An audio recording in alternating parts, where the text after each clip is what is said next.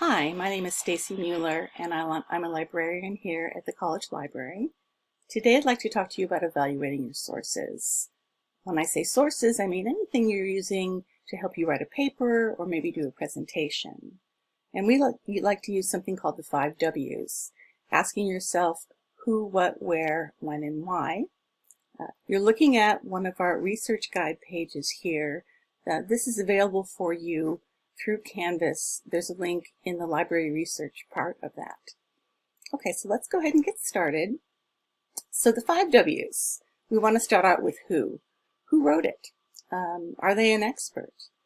Is that person, is that author somebody who has credentials and makes them an expert in the field? Maybe it's a website and there isn't an author listed. Then you want to ask yourself, okay, well, who's behind it? Who's the editor? Who's the sponsor?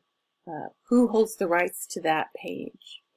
And then another thing you want to think about is, can you detect any conflict of interest or potential bias? Maybe you go to a website and it's from a big medical pharmaceutical company and they're writing about a specific drug. They may have some bias in what they're saying about that. So you want to think about those kinds of things. The next one is what. What kind of document is it? What is the purpose of the resource? Is it a news article? Is it a research study? Is it a scholarly journal article? Is it a website? Is it a government document? And does the type of document indicate how it was made and affect its reliability? You need to think about that. The next one is where. Where was the information published? Where does the information come from? Was it published in a scholarly journal article? Was it from a newspaper? Was it from a website? Who is the publisher behind where you're finding your information? And then for websites, you want to think about the domain name. And that makes a big difference in where the information is coming from and who is publishing it.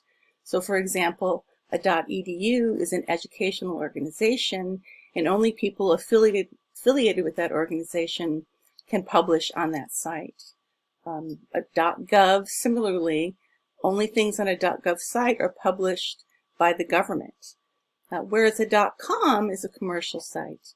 And a commercial site, anyone can really publish on that at all, and they can publish anything they would like. So you want to think about that and be particularly cautious when looking at .coms, because you don't really know necessarily what the credentials are of the person or where they're coming from. The next one is when. When was it published? When was it last updated? And you want to think about your topic here. Is your topic something that's really time sensitive? For instance, maybe you're talking about the coronavirus. So when you're looking for information about that, the time frame of when it was published makes a big difference. What people are saying about the coronavirus in March of 2020 versus 2021 is quite different.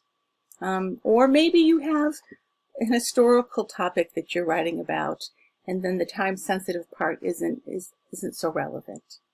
This could be true also about books that are published as well. The last one is why. Why is this a useful resource? Why is this resource better than other ones? Who's the intended audience too? You want to think about that. What's the author or the publisher's purpose? Are they trying to inform? Are they trying to persuade? Are they trying to get across a certain point of view? And then think about, does that purpose seem honest and trustworthy? So these are the 5 W's: who, what, where, when, and why.